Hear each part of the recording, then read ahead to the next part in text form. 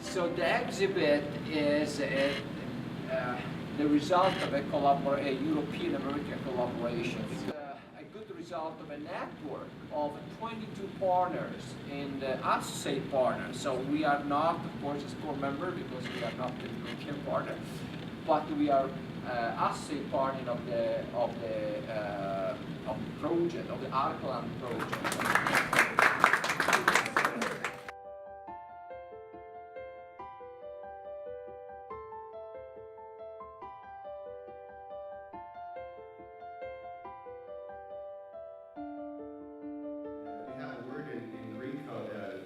Philoxenia, which means, it sort of means hospitality, but it really means something different than that. There's a different word for hospitality. It means friend to strangers.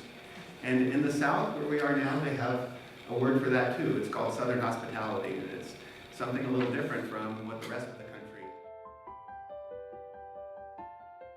I have to say that in 1979, I never envisioned that we would have a colleague like Maurizio Forte, who's the leader in digital humanities, or that a vision of classical studies would include this collaborative and interdisciplinary conference.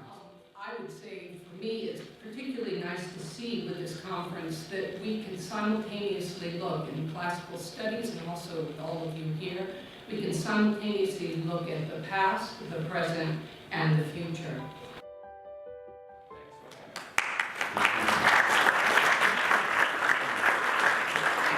The near-infrared information from the laser scanner by doing radiometric calibration, so we actually use it as a kind of active aerial.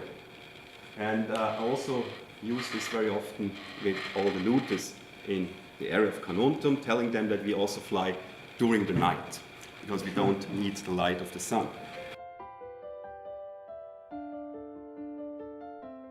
So the title of this presentation today is From Radiography of the Past to a New Archaeological Diagnosis of Science and Landscape. Welcome, Frank, here. Archaeologists from all over the planet are more and more inclined to use non-invasive survey in their field strategies. They're not there. They're not immersed. They are looking at each other on this pitiful little screen, and they're manipulating some device. Where are the opportunities to improve the VR technologies so we could do these better? When we say that is a fill in the blank, we have inherently merged three independent dimensions. We might call it typology, we might do all sorts of things, but we are making a mental process where we take a series of observations and simplify those into a single named thing.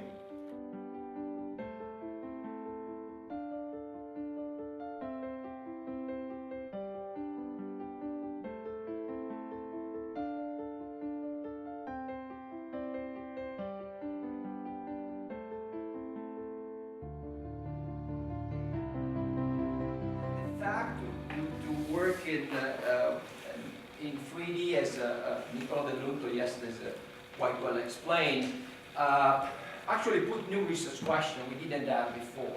So I don't have to say that it's a technological experiment, which is okay, so it's one of the technological experiments, but for us it's more a methodological challenge.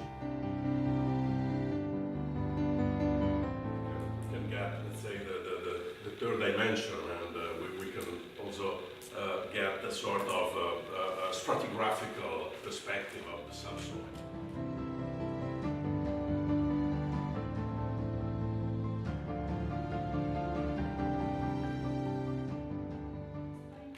For the first time, a novel integration of different media, traditional virtual reality metaphors, together with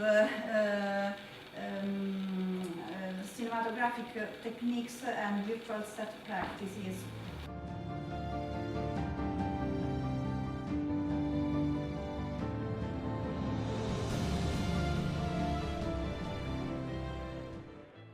We produce a huge amount of data just in these last 4 years. We are excavating Building 89, which is a specific monolithic house, but we are also surveying the old site for conservation and preservation purposes.